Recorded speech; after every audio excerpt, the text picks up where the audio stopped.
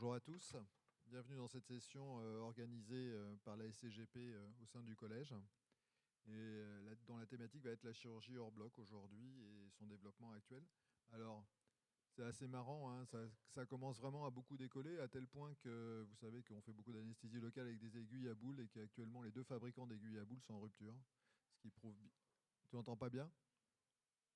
Oui, je disais, la chirurgie hors bloc est en train d'exploser, puisqu'on s'aperçoit que, comme on travaille beaucoup en blocs paracervicaux et qu'on utilise des aiguilles à boules, aujourd'hui les deux fabricants sont en rupture complète.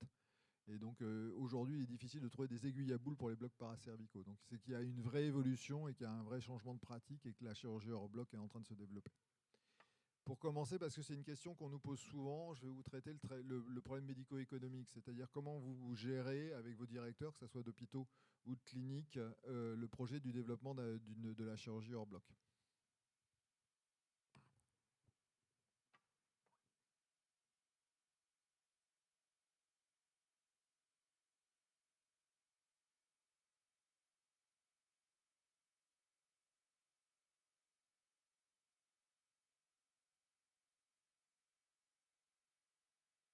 La chirurgie hors bloc, c'est pas très compliqué, hein. Nous, au niveau de l'équipe, les assistants sont formés très rapidement et deviennent autonomes en chirurgie hors bloc, et notamment tout ce qui est hystéroscopie opératoire en moins de 2 mois.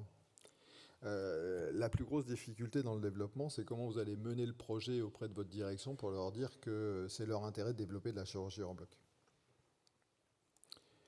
Alors, qu'est-ce qu'on fait en chirurgie hors bloc? Tout ce qui est hystéroscopie diagnostique, évidemment. Il n'y a plus lieu aujourd'hui qu'une hystéroscopie diagnostique soit faite au bloc. Ça fait plus de 10 ans que le collège a émis des recommandations sur le fait qu'une hystéroscopie diagnostique, ça va être fait sans anesthésie. Et donc aujourd'hui, je pense qu'il n'y a plus lieu que les hystéroscopies diagnostiques prennent de la place au bloc opératoire. Et je pense que c'est faire du mauvais traitement des patientes que de faire les hystéroscopies diagnostiques au bloc opératoire. Les hystéroscopies opératoires, évidemment, les destructions endométriales, l'éconisation, Caroline va vous en parler tout à l'heure, les ablations de chambre implantable, les implants contraceptifs non palpables et les injections périurétrales et vésicales, les cath Edwards sur les barreaux. Pourquoi la chirurgie hors bloc? On en a souvent parlé. Pour les patientes, c'est quand même un progrès non négligeable. Les patientes, elles viennent qu'une fois. Il n'y a pas d'anesthésie générale ou loco-régionale. L'environnement est plus rassurant. D'accord. De plus en plus, nous, on commence à faire de la chirurgie en un temps, c'est-à-dire que la patiente arrive, on fait le diagnostic du polype, on fait le bloc paracervical et on fait l'ablation du polype en un temps. D'accord. Donc on fait à la fois le diagnostic et le traitement dans le même temps. Il y a peu d'impact sur la vie familiale et professionnelle des patientes. Elle vient comme une consultation, donc elle n'a pas besoin de poser un arrêt de travail, elle n'a pas besoin que quelqu'un l'amène, que quelqu'un vienne la rechercher, qu'elle s'organise pour l'organisation à la maison. Elle a une reprise d'activité immédiate et on a un taux de satisfaction des patientes qui est élevé. Rapidement, mais ça on vous l'avait déjà présenté à la SCGP, la dernière série qui avait été arrêtée en termes de volume, là on n'est pas loin des 300 patientes, 231 patientes, vous voyez, avec 92% de procédures complètes. Là aussi, on a tout un... c'est là sur toute l'équipe, c'est-à-dire avec des niveaux d'expérience différentes. Et vous voyez, avec une EVA à la dilatation qui est de 3,7 et pendant les résections de 3,2, chez des patientes qui nous rapportent avoir une EVA pendant les règles à 3,95. Donc on a des douleurs qui sont inférieures à des douleurs de règles. Vous voyez qu'on a des patientes avec un taux de satisfaction aux alentours de 98% et qui conseilleraient ce type de prise en charge à 90% et qui seraient prêtes à la refaire dans 83% des cas. Alors, maintenant, on va parler, puisque c'est le sujet, de l'aspect médico-économique. Vous savez que pendant très longtemps, et notamment pour ce qui est des destructions endométriales, alors que les recommandations, lorsqu'on compare la résection endométriale et la destruction endométriale, sont largement en faveur, à la fois en termes de résultats, alors les résultats sont à peu près identiques, mais en termes de diminution de taux de complications, la destruction endométriale est supérieure à la résection endométriale. Pour autant, alors qu'on a tous des procédés de destruction endométriale depuis 20 ans, on n'a jamais vu les procédures décoller. Alors pourquoi ça ne décollait pas? Il y avait plusieurs raisons.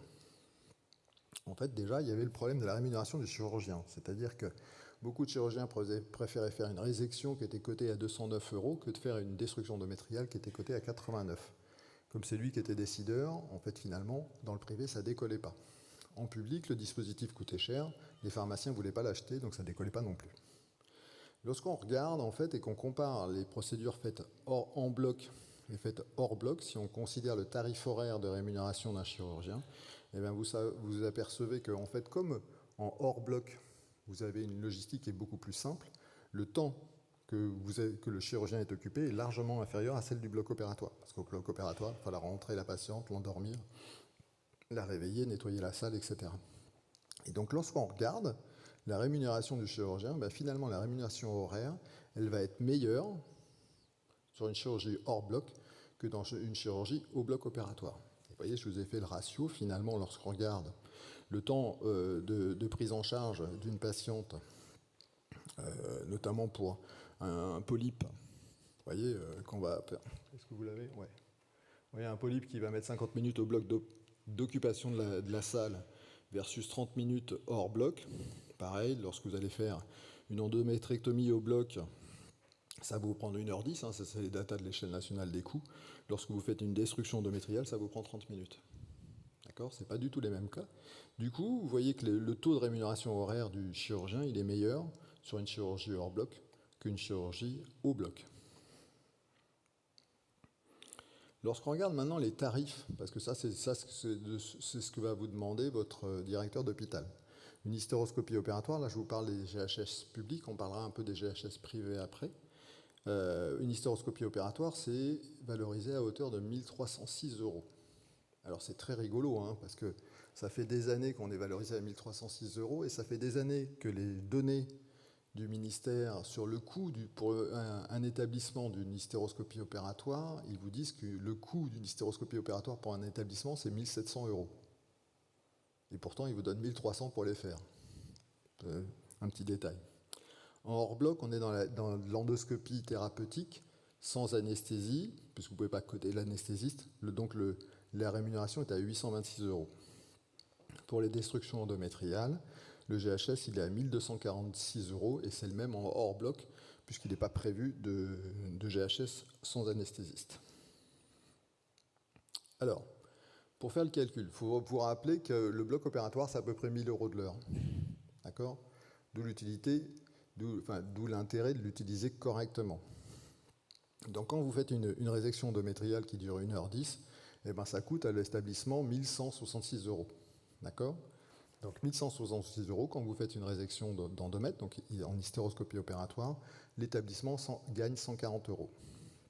Si vous utilisez un morcellateur au bloc, là, le bloc est utilisé moins longtemps parce que ça va plus vite, mais vous l'utilisez au moins 40 minutes, donc c'est 666 €, auquel vous rajoutez le prix d'un dispositif type MyoSure, c'est le prix d'un MyoSure, ça coûte 1 224 €, donc vous voyez, on reste en positif, mais un petit peu moins qu'en résection. Lorsqu'on fait une destruction endométriale, c'est pareil, on a un temps d'occupation du bloc qui est un peu inférieur, un coût de dispositif qui est un peu supérieur, et là on perd 100 €. 100 €, c'est pas beaucoup, mais on perd de l'argent. Si on se met au bloc opératoire, le coût d'occupation, ben là vous n'avez pas tout ce qui est toute la structure autour. Vous n'avez pas d'IAD, vous n'avez pas d'IBOD. Alors vous avez une infirmière quand même, mais vous n'avez pas d'IAD, vous n'avez pas d'anesthésiste, vous n'avez pas de brancardier, vous n'avez pas de salle de réveil, vous n'avez pas de service d'hospitalisation, donc le coût horaire n'est plus du tout le même. Là il est de l'ordre de 100 € de l'heure. Donc je vous ai remis, pour vous rappeler ce qu'on gagnait dans une résection endométriale au bloc opératoire. Donc là, si par contre on fait une résection avec morcellateur, vous voyez le GHS est à 826 €, le coût de la procédure c'est 624 €, donc on dégage un bénéfice de 200 €. Dans le privé, le GHS est inférieur, parce que pourquoi vous connaissez la différence entre les GHS privés et publics, c'est que dans le GHS public est compris le salaire de l'anesthésiste et du chirurgien, ce qui n'est pas le cas dans le privé. C'est pour ça que le GHS est inférieur. Et c'est ça la différence entre les deux. Mais du coup, on a moins de marge pour amortir le matériel. Et vous voyez, dans le privé, on perd un peu d'argent en faisant une procédure de morcellation hors bloc. Par contre, pour les destructions endométriales, pour le coup, là, le GHS est mieux évalué. Et là, vous gagnez à la fois en public et en privé. Vous dégagez une marge qui est supérieure en faisant la technique hors bloc. Donc là, je vous ai refait un peu le calcul. Vous voyez que finalement, hors bloc, on dégage des marges plus importantes en termes d'hospitalisation qu'au bloc opératoire. Par contre, Même si, vous voyez, on peut avoir, notamment, je vous ai montré en privé, une perte, il y a quelque chose qui est hyper important, c'est que même s'il y a une petite perte qui n'est pas très importante, 150 €, c'est pas beaucoup, et ce qui peut être négocié dans une clinique privée, c'est de dire au directeur, mais je vous dégage du temps au bloc opératoire. On a tous les problématiques de j'ai plus d'IBOD et je ne peux plus opérer. Dégager du temps au bloc opératoire, ça va permettre de mettre dans vos salles de bloc une hystérectomie, par exemple, qui va être valorisée sur un GHS à 3 000 €. D'accord ? 3 000 € versus 1 200 pour une hystéroscopie, vous avez tout intérêt à mettre plutôt une hystérectomie. D'accord ? Ça va vous prendre un petit peu plus de temps, mais au total, vous valorisez mieux votre bloc opératoire. Et aujourd'hui, où on est tous en flux tendu au niveau des blocs opératoires à cause du manque de personnel, ça a un vrai sens. Et perdre que 150 € sur une procédure quand vous allez pouvoir vous rattraper et avoir un meilleur bénéfice sur d'autres procédures que vous allez mettre au bloc opératoire, au total, l'établissement est gagnant. Donc pour la société, c'est le même coût d'hospitalisation. Il n'y a quasiment pas d'arrêt de travail sur les chirurgies hors bloc. Je vous rappelle qu'il y a à peu près 90 000 hystéroscopies opératoires qui sont faites au bloc opératoire par an. Je pense qu'au vu de ce qu'on fait nous comme activité, on peut en faire 70 000 hors bloc, sans aucun problème. Il y avait 3 jours d'arrêt de travail. Nous, il n'y a pas d'arrêt de travail derrière, et c'est un coût pour la société d'environ 25 millions d'euros les hospitalisations actuelles. Donc c'est 25 millions d'euros qu'on pourrait utiliser différemment. Quelle organisation ? Donc, on a dédié une unité fonctionnelle à la consultation, en tout cas à l'unité hors bloc. Est-ce qu'il faut des locaux dédiés ? Normalement, on est censé avoir des locaux dédiés. Nous, en pratique, nos salles de consultation sont faites de telle manière à pouvoir faire du diagnostic. C'est-à-dire que dans une salle de consultation, vous avez une table d'examen, un bureau comme d'habitude, mais un échographe et un hystéroscope. Donc les patientes ont en un seul temps l'ensemble du diagnostic de leur pathologie. Il faut faire une entrée-sortie puisque vous faites une hospitalisation. D'accord ? Il faut un compte-rendu d'hospitalisation, un compte-rendu opératoire bien évidemment. Et c'est comme ça que vous pouvez générer un GHS qui pourra financer vos dispositifs médicaux. Voilà comment sont faites nos unités, nos salles de consultation. On en a 3 qui sont faites comme ça et elles font en même temps, elles servent en même temps, en effet, de salles de consultation. Et vous voyez un bistouri électrique pour les conisations notamment dont va vous parler Caroline tout à l'heure. Le financement, en fait, c'est grâce à ce texte qui est sorti en septembre 2020, d'accord, qu'aujourd'hui, à partir du moment où vous faites un acte CCAM classant au sein d'un établissement de santé, je dis bien, pour l'instant, on ne peut pas le faire dans un cabinet de ville, d'accord, mais qu'on fait au sein d'un établissement de santé, vous pouvez générer un GHS, c'est donc une recette qui va vous permettre de financer l'activité. Donc voilà, ça c'est tout ce qu'on fait nous aujourd'hui. Et donc au total, c'est quand même un bénéfice qui est pour la patiente, pour la pratique médicale. Vous avez un vrai service rendu et une vraie amélioration de la pratique pour les patientes, pour la société, pour l'hôpital. Et la chose importante, c'est qu'il faut donner le choix. Les patientes, il y a des patientes qui vous disent non, moi je ne veux pas le faire en consultation, il faut continuer à les faire au bloc opératoire. Mais en pratique, lorsque vous le vendez, plus de 95% des patientes disent je veux bien essayer en consulte. L'avantage aussi, c'est que si vous n'y arrivez pas, c'est un acte sous anesthésie locale, il n'y a pas de souci et ça pose peu de problèmes. Et vous verrez vraiment, enfin tout ce qui est hystéroscopie opératoire, c'est vraiment pas compliqué, quoi. Voilà, je vous remercie.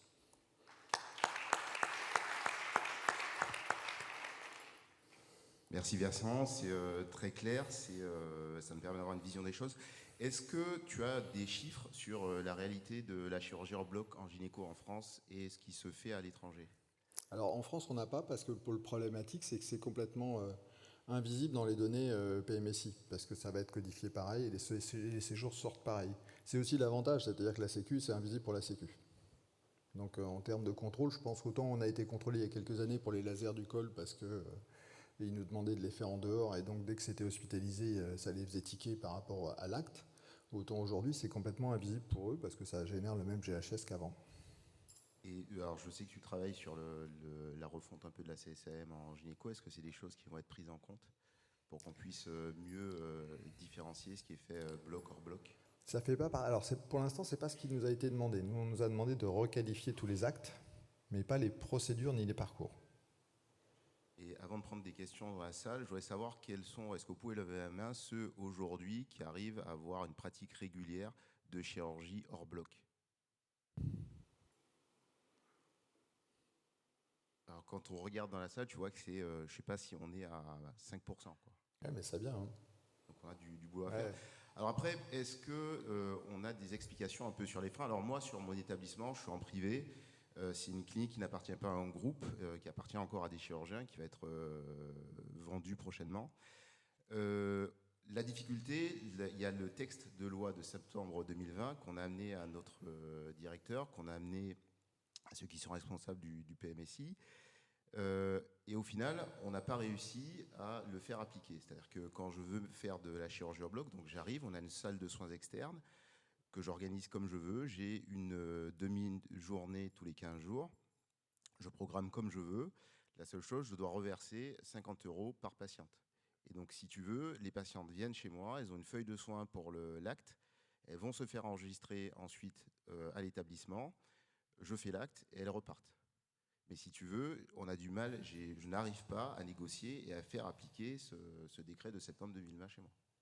Ouais, c'est dommage parce que la clinique perd des sous en fait. Ils ont le droit de facturer à un GHS. À partir du moment où il y a une entrée-sortie, un compte rendu opératoire, un compte rendu d'hospitalisation, ils peuvent facturer un GHS. Et donc il est de 800 €. Enfin, un peu moins en privé, je ne sais plus, c'est 500 je crois, ou un truc comme ça, mais, ou 476 je crois. Donc ils peuvent gagner des sous. Et puis surtout, c'est ce qui va permettre de financer des DM, parce que mine de rien, un morcellateur ça coûte des sous et un Novachur par exemple ça coûte des sous aussi quoi. On va prendre des questions. Oui, merci beaucoup pour cette très belle présentation. Au Québec, nos cliniques hors bloc sont dans les hôpitaux, donc c'est tout public et c'est payé de la même façon que je fasse l'intervention hors bloc ou au bloc opératoire. Pour moi, c'est exactement le même tarif. Donc, j'ai tout intérêt à faire ça hors bloc de par l'efficience que vous avez démontrée. Le volume, c'est plus rapide, tout ça. Mais à ce propos, notre expérience est un petit peu froide par rapport à faire le see and treat, c'est-à-dire en même temps procéder au diagnostic et au traitement immédiat sur le champ pour deux raisons. Et j'aimerais avoir votre opinion là-dessus, si vous avez rencontré ça. La première, c'est la notion de consentement. Les patients viennent pour une investigation de leur saignement. On leur trouve un polype ou un fibrome sous-muqueux. Si je leur dis, je peux vous l'enlever immédiatement et il arrive une complication, qu'elle soit infectieuse ou autre, après ça, les patients pourraient dire, j'ai pas eu le temps de réfléchir à ce consentement-là. Et d'autre part, question d'instrumentation, si j'ai 4 patientes en ligne chez qui je trouve des polypes, là, je vais finir ma clinique beaucoup plus tard ou alors je vais avoir un problème d'instrumentation. Est-ce que vous avez vécu la même expérience? On a exactement les mêmes problématiques. En effet, moi, j'ai toujours 1 heure de retard dans mes consultes, donc souvent le see and treat, c'est un peu compliqué parce que du coup, je passe à 1h30 de retard. Ça, c'est une vraie problématique. Donc ça, c'est aussi, chacun voit par rapport à son organisation. Et puis, en effet, cette question du consentement, je ne l'ai pas réglée. Et c'est une question qu'on se pose assez régulièrement. Donc on le fait de manière assez touchy, en général, parce que en effet, est-ce qu'il faut vraiment avoir un temps d'attente? Donc on y va en marchant sur les deux, en disant, bon, écoutez, si vous voulez, parce que on peut le faire en même temps, ou si vous voulez, vous pouvez revenir et on le fera dans un deuxième temps. Donc, mais là aussi, j'ai pas résolu le problème, je suis d'accord avec toi. Par contre, le fait de passer à la chirurgie hors bloc a amélioré nos pratiques, c'est-à-dire que on fait à peu près entre 800 et 1000 hystéroscopies diagnostiques en consultation par an.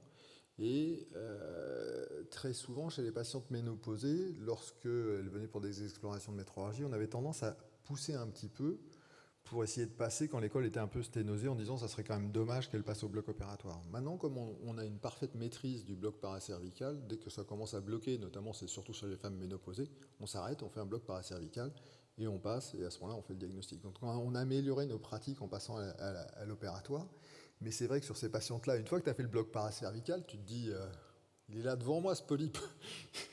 Je n'ai plus qu'à sortir l'autre hystéroscope pour sortir le polype. Donc tu vois, tu sens que de temps en temps, tu te dis, c'est quand même con de la faire revenir, de refaire un deuxième bloc, alors que j'ai juste à sortir l'instrument pour l'avoir, quoi. Donc, mais je n'ai pas résolu le problème, et je suis d'accord avec toi, c'est une discussion qu'on a assez régulièrement avec l'équipe, c'est comment on gère ce consentement. Alors, une question justement sur le consentement avant d'en prendre une autre dans la salle. Du coup, si la patiente accepte, tu leur fais signer directement un consentement avant de les opérer? Non, on ne fait jamais rien signer. Nous, on trace le consentement et on leur donne une fiche d'information. Et dans le courrier qu'on fait, on marque toujours, j'ai expliqué aux patientes le principe et le principal risque de l'intervention. Je reste à sa disposition et à celle du médecin traitant pour tout renseignement complémentaire. Elles ont un exemplaire du courrier, elles ont leur fiche. Et le courrier est envoyé à elles, au médecin, etc., à tout le monde. Merci. Vincent? Ouais. Vincent, merci pour ta présentation. Juste 3 petites questions. La première chose, comment tu cotes tes actes? C'est-à-dire quand tu fais écho, consultation et tu enchaînes par l'hystéroscopie opératoire, qu'est-ce que tu cotes? Deuxième chose, j'ai pas vu dans tes actes l'ablation de débris trophoblastiques pour les fausses couches. Je sais pas si tu Oui, les si fais. on fait aussi, ouais. Et troisième chose, est-ce que parmi tes 300 cas, tu as dû passer des cas en urgence et les remonter au bloc en haut? Non, ça on n'a jamais eu. Pour le coup, c'est vraiment très simple. C'est-à-dire que le taux de complication, c'est ça. Sur des morcellations, c'est quand même hyper rare. On n'a jamais eu de soucis particuliers. On a parfois eu des malaises vagos un peu importants au départ lorsqu'on tâtonnait un petit peu sur les techniques d'analgésie et notamment plus pour les destructions endométriales. Pour les morcellations, c'est pas un problème. Pour les destructions endométriales, de temps en temps, ça peut faire très mal au ventre. Maintenant qu'on a largement amélioré notre protocole anesthésique, c'est-à-dire qu'on leur fait un bloc paracervical plus un bloc fondique, finalement ça se passe super bien et on n'a plus ces malaises vagos qui étaient parfois un peu costauds. Pour la codification, en effet, j'ai pas de solution. Bon, en effet, en général, on code soit la vie chirurgicale, soit l'hystéroscopie, soit l'échographie, mais rarement tout, parce que tu peux pas, ou l'un plus l'autre sur deux, je sais même plus comment on fait. Donc ça, en effet, dans le privé, ça peut poser une problématique. D'un autre côté, on fait un tout en un, c'est-à-dire qu'on ne fait pas le compte-rendu d'échographie obligatoirement, tu vois, par exemple. On va faire dans l'observation, à l'hystéroscopie, j'ai vu un polype, à l'échographie, il fait 3 cm, et tu vois, je m'arrête là. Donc en effet, on va rester sur la codification que de l'hystéroscopie, par exemple. Tu vois. Mais on arrive à tout gérer en moins de 20 minutes, quoi. Enfin, moins de 30 minutes. Une autre question? Bonjour Vincent. Et donc elle vient en consultation, tu vois un polype, tu retires le polype, elle doit faire l'hospitalisation à un moment donné. Donc Ouais. c'est a posteriori ton hospitalisation. Exactement. Tu fais une entrée-sortie.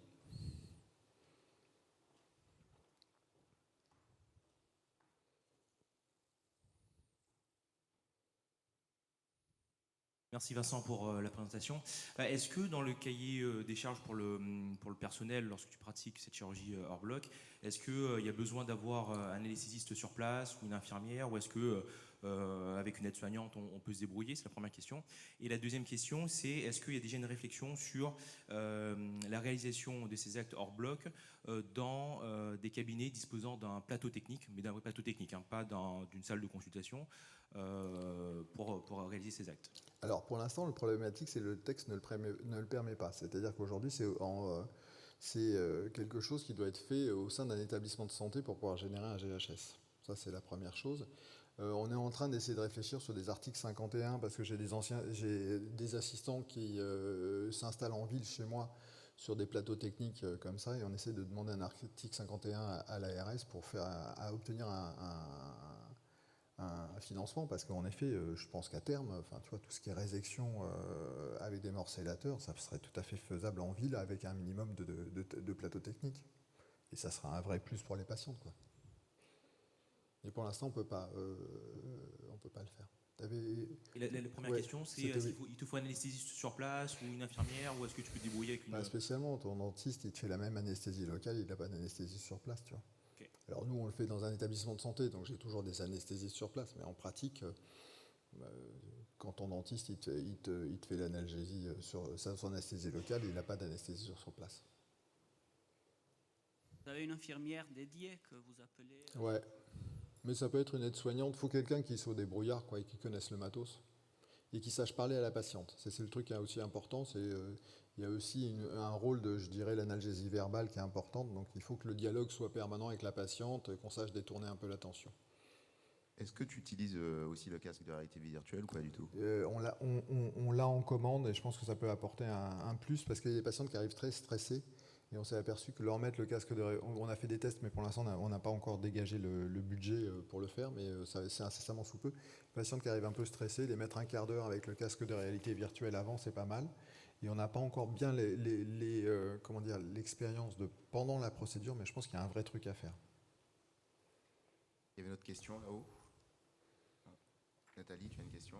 C'est docteur Villefranc, ça fait Ouais. un moment que je suis vos topos sur la chirurgie hors bloc. Et effectivement, il y a une lourdeur au niveau de nos autorités administratives hospitalières. Maintenant que je suis devenu chef de pôle, je suis dans l'Oise, donc pas très loin de chez vous, je vous connais. Ouais. Maintenant que je suis chef de pôle, j'ai enfin pu obtenir un rendez-vous avec la direction des finances, le DIM.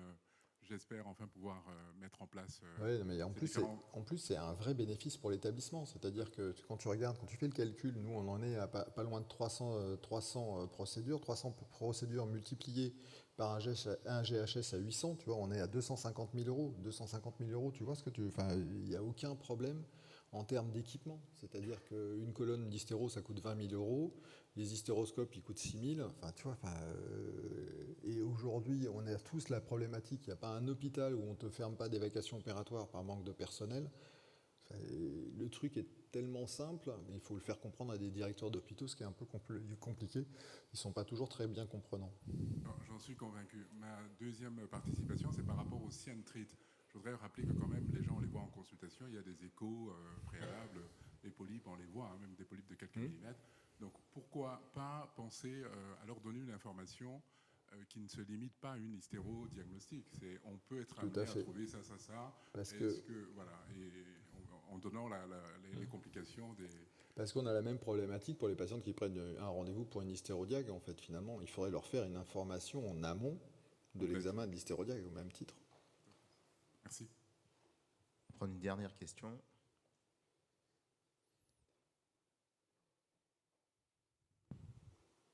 Moi, donc, je voulais venir sur 2 points. La préparation cervicale, est-ce qu'il y en a une anti-inflammatoire Aucune. Aucune. Okay. Aucune.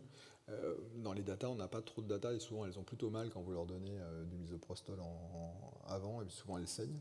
Donc on a abandonné et je trouve que, et c'est une réflexion qu'on s'est faite, j'ai pas de data, hein, c'est vraiment une impression en faisant que le fait de faire un bloc paracervical fait que les dilatations sont jamais compliquées. Et moi, j'ai les mêmes problèmes avec mon DIM, en fait. Je veux juste faire de l'hystérodiag hors bloc, et juste ça, c'est difficile. Donc, je pense que mon DIM va prendre contact avec votre DIM, je pense que ça sera bien. Et du coup, le seul moyen que j'ai trouvé, c'est de mettre du Gyméso aux patientes pour que ça soit coté, en GH, que ça fasse un GHM. Parce que c'est un produit hospitalier, mais c'est... Après, non, comme tu fais ton bloc paracervical, ça pose pas de soucis. Non, mais même l'anesthésie locale, ils ne veulent pas que ça passe pas en... Il faut que ça soit une anesthésie avec un anesthésiste pour que ça soit coté. Alors non, en fait, tu as 2 GHM. Tu as 2 GHS. Tu as le GHS endoscopie gynéco-urinaire thérapeutique avec anesthésie et sans anesthésie. L'avec anesthésie, il est codé à 1200 et 1200 euros et celui sans anesthésie à 800 et quelques. Donc il faut te mettre sur le 800 et quelques. Et donc là, il n'y a pas d'anesthésie, mais tu peux quand même coder un GHS qui va te permettre de financer ton DM. Au final, le gros frein, il ne vient pas du chirurgien, il vient des directions et des établissements. Ouais. Tu leur changes leur truc, donc leur changer leurs habitudes, c'est compliqué. Techniquement, comment vous faites un bloc fondique? Alors aujourd'hui, initialement, on essayait de les faire avec les aiguilles à boule. Maintenant, de plus en plus, pour que ça soit reproductible, on le fait sous hystéroscopie avec des aiguilles, tu sais, les mêmes celles qu'on utilise pour les injections de Botox. Et on fait des injections. Alors, le bloc paracervical, aujourd'hui, on est passé au Naropen 2%. On fait 4 injections de 10 cc à 3 heures, 5 heures, 7 heures et 9 heures. D'accord ? On privilégie le volume à la concentration, c'est ce qui marche le mieux. Je trouve que le Naropen, il y a très peu d'effets secondaires. L'avantage des aiguilles à boule, c'est que tu n'as jamais d'injection intraveineuse. Chaque fois que tu essaies d'avoir un retour veineux, tu n'as jamais rien. Donc c'est hyper sécurisant. Enfin, tu vois, maintenant qu'on est passé à ça, on n'a vraiment quasiment plus aucun effet secondaire.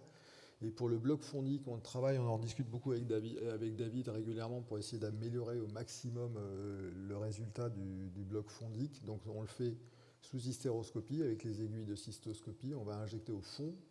Et actuellement, on continue à tâtonner pour avoir le meilleur protocole. On travaille, nous, avec du Naropen 10% en faisant 1,5, 4 fois.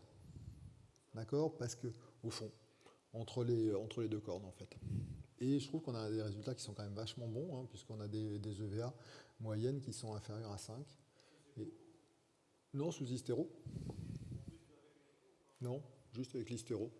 Alors, les premières injections sont assez simples. Après, le fait d'avoir piqué dans l'utérus, souvent il se contracte, tu vois un peu moins bien, mais comme tu sais que tu visualises quand même globalement où tu es, donc tu arrives vraiment à être au fond et faire tes injections. L'objectif, en fait, et ce qui est important, c'est que vous faites de la chirurgie hors bloc. C'est-à-dire que la patiente, lorsqu'elle sort de votre cabinet, elle prend sa voiture et elle repart chez elle. Donc, il faut que tu aies une analgésie qui soit suffisante pour pas qu'elle ait mal. D'accord ? Et par contre, il faut qu'elle ne soit pas trop importante pour qu'elle ne soit pas saoule, entre guillemets, en sortant. Donc c'est ça qui nous fait tâtonner pour essayer de trouver les meilleurs protocoles. Et puis il y a un truc qu'il faut bien anticiper. Alors, l'hystéroscopie opératoire, ça pose aucun problème, hein. Les morcellations, un bloc paracervical, elles sont absolument pas douloureuses, elles ne le sont pas du tout après.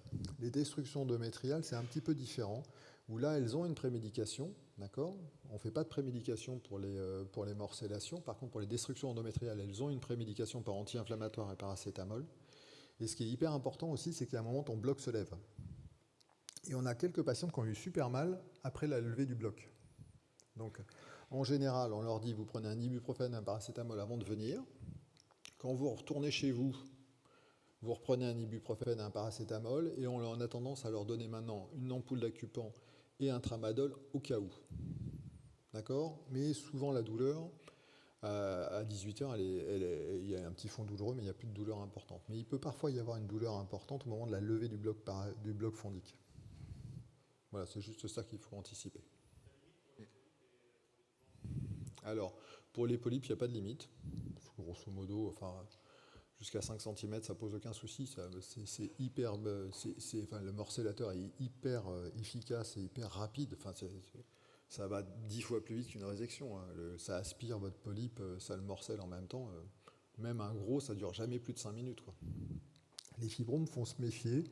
C'est toujours une problématique. On se limite à 2 cm pour les fibromes en général. Et tu as une limite possible qui est la consistance du fibrome. Plus il va être calcifié, plus ça va être compliqué. Donc peut-être qu'il y aurait un truc à étudier, notamment on en avait discuté avec les gens qui font beaucoup de traitements par radiofréquence des fibromes en Espagne, où ils essayent de mesurer par élastométrie la consistance du fibrome. Peut-être que c'est ça qu'il faudrait qu'on fasse pour être un peu mieux. Merci Vincent pour toutes ces informations. On va passer à la communication suivante avec Caroline Rambaud, qui PH entre la Ciotat et la Conception, et qui va nous parler de la conisation sous anesthésie locale. Merci Pascal. Donc je remercie les organisateurs de m'avoir convié à vous parler de la conisation sous locale, notamment la technique et l'intérêt de la démocratisation. Donc on va commencer par quelques mots d'introduction. On entrera ensuite dans le vif du sujet sur les techniques de conisation, ce qui est recommandé à l'heure actuelle, puis la technique sous locale, avec quelques articles, les intérêts et les limites, et on finira par quelques mots de conclusion avec un film pratico-pratique de comment ça se passe. Donc comme vous le savez, la conisation est indiquée pour toute lésion de haut grade, ou alors si jamais vous avez une discordance cytohistologique, et comme on l'a vu hier sur les recommandations du cancer du col, pour les petits cols FIGO 1A1 et 1A2. Donc finalement, l'ensemble des conisations en France, ça représente un volume assez important, 25 000, pour des lésions qui peuvent être détruites avant d'arriver au cancer du col pour les lésions de haut grade, dont on sait qu'il est responsable de 1100 décès par an en France. Historiquement, la conisation a été faite à la lame froide, mais au prix d'un volume de résection qui était quand même assez important, qui imposait une intervention sous anesthésie générale au bloc opératoire, avec une hémostase pas suture, dont on sait qu'il pouvait provoquer des sténoses du col, et après une surveillance un peu compliquée. Et donc grâce aux progrès technologiques, notamment au bistouri électrique, la conisation est devenue un geste beaucoup plus rapide et beaucoup plus simple. Et en France, les anses diathermiques ont été introduites par Cartier et Coupez en 1984.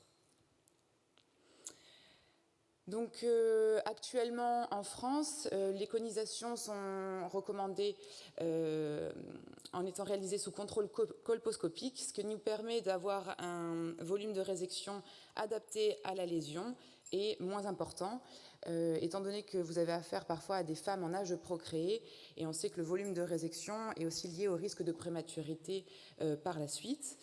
En termes d'anesthésie, en France, il n'y a absolument aucune recommandation.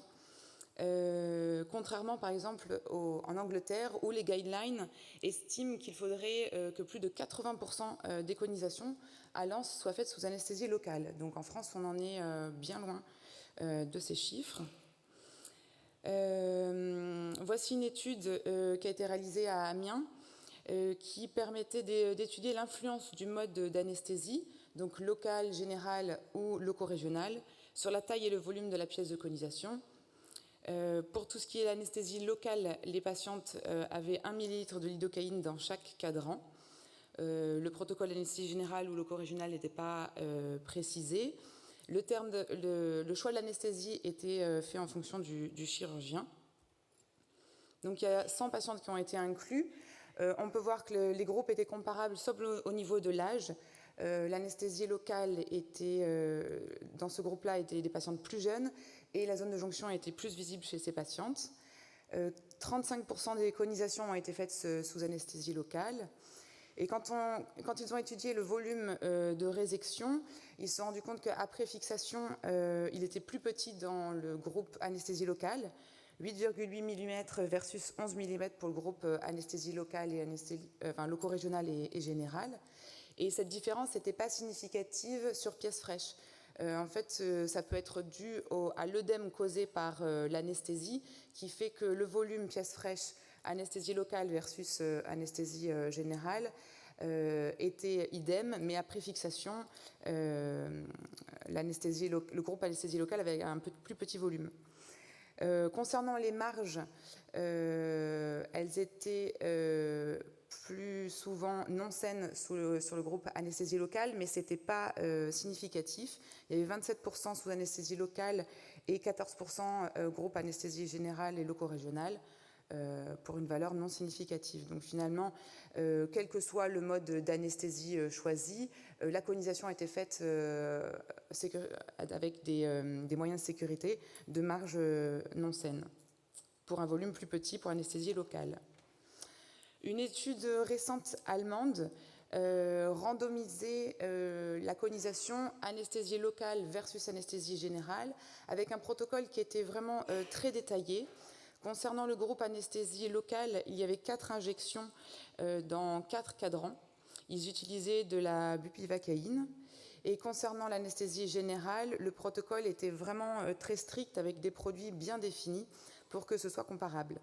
Et le critère d'évaluation principal était la satisfaction des patientes à J0 et à J14. Ils évaluaient aussi, pour les critères d'évaluation secondaire, les marges de résection, les éventuelles complications, la douleur ressentie par les patientes pendant le geste et pendant l'anesthésie, les éventuels saignements et la préférence du chirurgien. Étaient exclues les patientes enceintes qui avaient un antécédent de conisation, les patientes avec une barrière de la langue importante, un cancer concomitant et tout ce qui est trouble de l'hémato et traitement anticoagulant. Donc il y avait 3 chirurgiens qui participaient à cette étude et chacun des 3 chirurgiens avait 3 patientes pour apprendre la technique et après ils ont étudié avant-après l'apprentissage de la technique sous locale. Donc voici le flowchart. Il y a 100 patientes à peu près dans chaque groupe et il y a 15 patientes qui avaient été randomisées à anesthésie locale qui finalement ont eu une anesthésie générale. Pour l'ensemble de ces patientes, c'est la peur d'avoir mal qui les a fait changer d'avis. Là, ce sont les caractéristiques des patients. Donc on peut voir que les groupes sont comparables sauf au niveau de l'âge et de la consommation d'alcool qui était plus important dans le groupe anesthésie générale. Ce tableau montre les résultats en analyse en intention de traiter. Il n'y avait pas de différence en termes de satisfaction, pas de différence en termes de douleur ressentie. La seule différence significative était sur le groupe anesthésie locale il y avait des saignements qui étaient moins longs. En haut de cette diapo, vous pouvez voir l'analyse per protocole. On peut voir que les patientes sous anesthésie locale étaient plus satisfaites à J14. Meilleure satisfaction des patientes. Il n'y avait pas de différence en termes de satisfaction des patientes selon la courbe d'apprentissage des médecins. Donc ça, c'est les plots B. Et il y avait plus de saignements avant l'apprentissage qu'après. Et donc finalement, pour la durée de l'intervention et le volume de conisation, il n'y avait pas de différence. Donc cette technique était un apprentissage rapide et de qualité, avec des résultats non affectés par la courbe d'apprentissage. L'analyse per protocole, quand on posait la question aux chirurgiens quelle technique ils préféraient, ils avaient une préférence pour l'anesthésie générale. Et quand on analysait le volume de résection pour le groupe anesthésie locale, comme l'étude précédente, on a vu que le volume était plus petit et il y avait moins de saignements. En analyse multivariée, la satisfaction des patientes était meilleure en fonction de la parité, de la zone de transformation et du volume. Il n'y avait pas de différence en termes de marge de résection, de fragmentation du côme, de la durée d'intervention, du temps pour compléter l'hémostase, et il n'y avait pas de différence en termes de complications. Donc finalement, la technique sous anesthésie locale est une technique satisfaisante sans prendre de risque sur les marges de résection et finalement avec un volume plus petit de résection. Une étude plus ancienne grecque randomisait aussi anesthésie locale, anesthésie générale, mais cette fois-ci avec des conisations qui étaient faites par laser. L'anesthésie locale associée de la lignocaïne et de l'ornopressine. L'ornopressine, ça permettait d'être vasoconstricteur. Toutes les patientes étaient opérées par le même chirurgien. Il y avait une différence en termes de temps de geste chirurgical en préférence de l'anesthésie générale, 8 minutes versus 17 minutes. Et il n'y avait pas de différence en termes de diamètre de pièce opératoire ni de longueur. Dans le groupe anesthésie locale, la douleur pendant le geste était à 76% aucune, modérée chez 24% des patientes. Le groupe anesthésie générale se plaignait parfois de quelques nausées et vomissements dans 10% des cas. Concernant la douleur post-opératoire, il n'y avait pas de différence entre les deux groupes. Maintenant, passons aux techniques pratiques de conisation sous-locale. Finalement, en regardant un peu dans la littérature, donc il n'y a pas de recommandation française, ça on le sait. Pour toutes les personnes qui pratiquent l'anesthésie locale, chacun fait différemment. Est-ce qu'il faut faire dans 2 cadrans, 4 cadrans? Chacun fait différemment. Concernant l'hypnose, je n'ai pas trouvé d'article concernant des patientes opérées sous hypnose simple. Dans certaines équipes, ils utilisent le casque de réalité virtuelle. Et concernant le méopa, il n'y a pas d'études faites en faisant des conisations sous méopa seul. Simplement une étude faite à Besançon qui proposait le méopa en plus de l'anesthésie locale. Donc c'était cette étude qui a été faite sur 84 patientes en conisation en consultation dédiée. C'était pas au bloc opératoire. Donc il faisait la conisation sous locale avec 20 cc de xylocaïne 1% non adrénaliné, avec une aiguille de 21 gauge répartie entre les 2 ligaments utérosacrés en arrière et de chaque côté du col en antérieur. Et donc à chaque fois, le méopa était proposé aux patientes. Donc voici la répartition des conisations. Le taux de participation était de 83% au questionnaire et la satisfaction globale était de 88%. 75,7% des patientes ont déclaré n'avoir ressenti aucune douleur ou une douleur modérée lors du geste d'anesthésie. Au niveau de la conisation, Au niveau de l'anesthésie, c'était 74,3% des patientes qui rapportaient des douleurs nulles ou modérées. Et une hémorragie post-opératoire était survenue chez une patiente. La tolérance du méopa était bonne ou très bonne dans 88% des cas, et il y avait 44% des patientes qui en avaient bénéficié. Aucun accident lié au passage systémique de la xylocaïne n'avait été observé. Les limites d'exérèse étaient non insano pour 31% des patientes, ce qui est en raccord avec les données de la littérature. Et les patientes recommanderaient cette prise en charge en consultation dédiée à une personne de leur entourage, à 91% d'entre elles. Donc maintenant, l'intérêt de la conisation sous-locale, on l'a bien vu avec le topo de Vincent, c'est d'abord le contexte médico-économique et de place au bloc opératoire. Donc effectivement, on a de moins en moins de place du fait des effectifs restreints au bloc opératoire. Donc ça permet de délocaliser les patientes et de faire en consultation dédiée ces conisations. On sait que les conisations en chirurgie ambulatoire, cela coûte 916 € versus une conisation en consultation dédiée 93 €. Le bloc opératoire peut être un lieu de stress pour les patientes.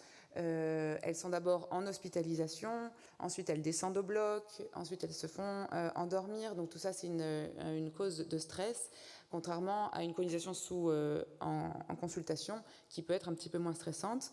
Et puis, ça nous autonomise, on n'a plus besoin des anesthésistes et de l'infirmier anesthésiste pour faire ce geste opératoire, donc moins de personnel dédié pour ce geste. Concernant les quelques limites, à l'inverse, sous anesthésie locale, les patientes peuvent être anxieuses. Donc c'est vrai que ça impose une certaine anesthésie verbale, mise en condition de la patiente, pas hésiter à leur proposer d'écouter de la musique ou vraiment les mettre en condition pour que ce geste se fasse le mieux possible. Si un autre geste opératoire doit être associé à la conisation, c'est vrai que sous anesthésie locale, ça peut être une limite. Dans ce cas-là, on préférera peut-être l'anesthésie générale.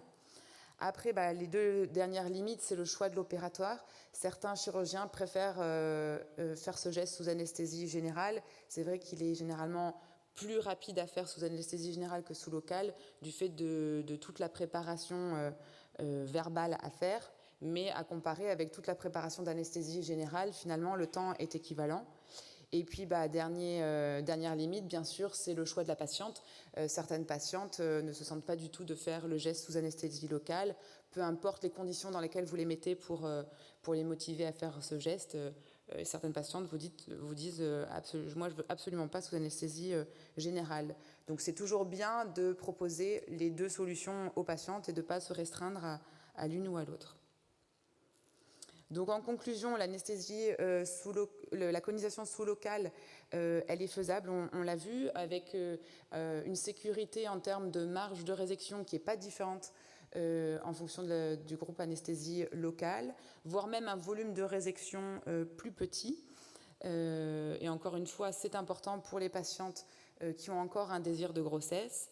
Il n'y a pas de différence en termes de complications par rapport à l'anesthésie générale et ça permet de délocaliser les patientes effectivement du bloc opératoire en consultation dédiée. Et je vais terminer par donc le petit film.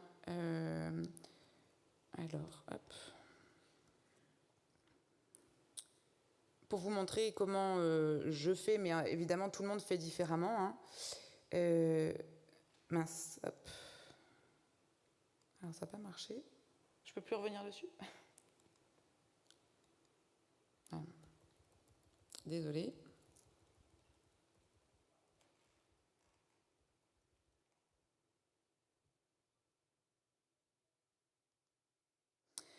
Donc je commence par désinfecter les patientes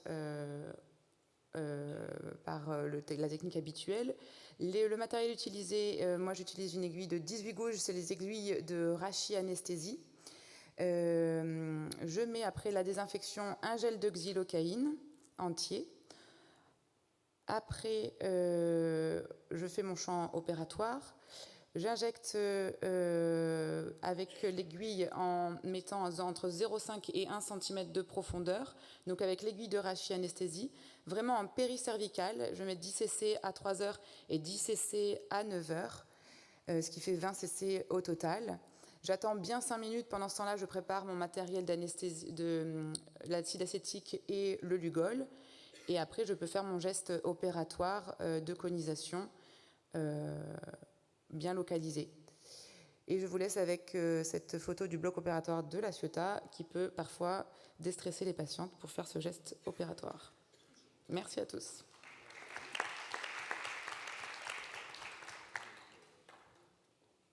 Merci beaucoup Caroline. J'ai déjà une première question. Est-ce que tu fais tes conisations sous colposcopie? Alors, c'est une bataille que je mène depuis 4 ans d'avoir un colposcope au bloc opératoire, mais malheureusement, à l'heure actuelle, j'en ai pas, malgré les recommandations nationales. Mais c'est en discussion avec la direction parce que c'est recommandé et ça permet d'avoir une taille vraiment restreinte. Alors après, je fais acide acétique Lugol et je résèque vraiment la lésion, mais sous contrôle de la vue. Mais à l'heure actuelle, je n'ai pas de colposcope. Et tu as un colposcope en consulte? Il y a un colposcope en consulte, effectivement. Mais alors. Oui.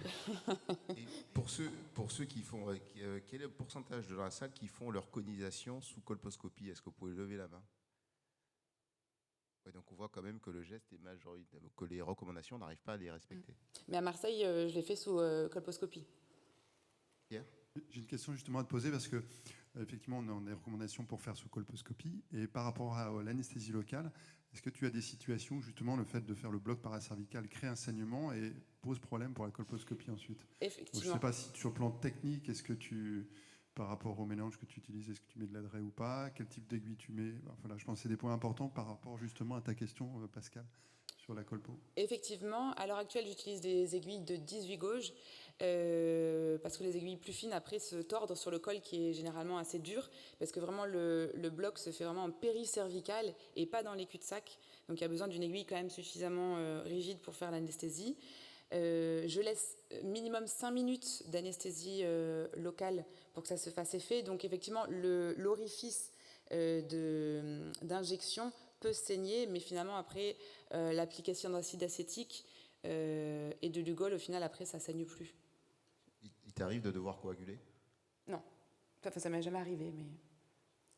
Ouais. Alors nous on a la même pratique sous anesthésie locale, mais en consulte. Donc du coup en fait le colposcope on l'a, c'est pas un souci. La technique d'analgésie, nous on l'a fait en paracervical, dans les cul-de-sac. Ça marche très bien du coup en fait avec une aiguille. Vous n'avez pas le problème de l'aiguille qui se désadapte et toute l'axillo que tu prends dans le nez. C'est encore classique. Et on a un bistouri électrique en consulte et ça marche très bien. Une chose auquel il faut faire attention, parce qu'on n'en a pas parlé tout à l'heure, je vous rappelle que la prise en charge en 100% d'un séjour pour les patientes est déclenchée à partir d'un acte qui est coté à plus de 120 €. Donc une conisation, la patiente est censée payer 30% du GHS. Faites attention, s'il y a une mutuelle, ça pose aucun souci. S'il n'y a pas de mutuelle, la patiente risque d'avoir à payer 300 € de sa poche. C'est juste ça qu'il faut gérer. Et c'est pour ça aussi que lorsqu'on fait des résections de polypes, on code systématiquement un curetage avec. Parce que la résection de polype est à 110 €, le curetage est à 62 divisé par 2 à 30, donc ça permet de passer au-dessus du 120 et de faire une prise en charge à 100% du séjour. Mais il faut juste y penser pour les patients qui n'ont pas de mutuelle. Voilà. On peut coter la colposcopie. Si tu veux, ouais, très bien, oui. Oui, à ce moment-là, tu passes au-dessus. Juste une question pour les conisations sur des cols déjà conisés, donc deuxième conisation, quand le museau de tranche il est réduit, ça reste faisable aussi ou pas? Ça reste faisable. Les deuxièmes conisations, on sait que c'est un peu plus compliqué. J'ai encore jamais eu le cas. Parce que quand je proposais, moi je propose toujours les deux solutions et les patientes qui avaient déjà eu une conisation préférée sous anesthésie générale, je pense que c'est faisable, mais ça peut être un peu plus compliqué effectivement. Mais après en termes d'anesthésie, c'est la même chose. Pour le docteur, pour Vincent Villefranck, pourquoi sur les hystéroscopies opératoires ou enfin sur les hystéro-opératoires vous utilisez pas de l'axillo et dans les conisations de l'axillo vous utilisez de la Ropiva? Non, maintenant on est sur la naropène sur tous les blocs paracervicaux. Je me suis peut-être trompé dans ce que j'ai dit à l'instant là. Non, maintenant on est passé. En fait, on a eu peur de faire mal aux dames. Donc on a commencé avec de l'axillo 2% adrénaliné. L'adrénaline, ça leur donnait des palpitations, elles supportaient pas bien. Le 2%, souvent, elles étaient un peu shootées. Donc l'idée, c'est qu'elles repartent avec leur voiture. On est passé à 1%, on a rediscuté avec les anesthésistes qui nous ont dit de travailler plus sur le volume, et petit à petit, en fait, on a diminué les concentrations pour arriver jusqu'à 0,5 ou 0,6% de xylo. Et après, on est passé à la naropène, finalement, et on en est très content parce que finalement, on n'a aucun effet secondaire. Avec l'aiguille à boule, tu n'as pas de passage vasculaire, et du coup, voilà. Vous attendez les mêmes délais? Vous avez...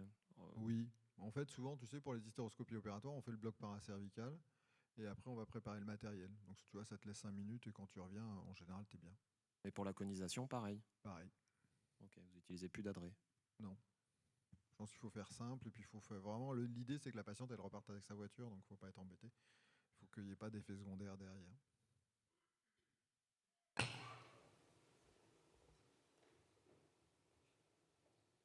Oui, juste une question.